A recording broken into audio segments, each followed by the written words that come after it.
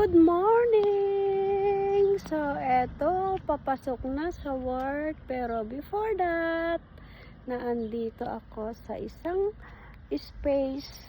Ito ang bakuran nila amo dito sa labas ng highway.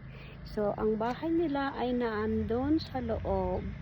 So, yan. Gusto ko lang ma-feel yung morning vibes ng mga white flowers na ito.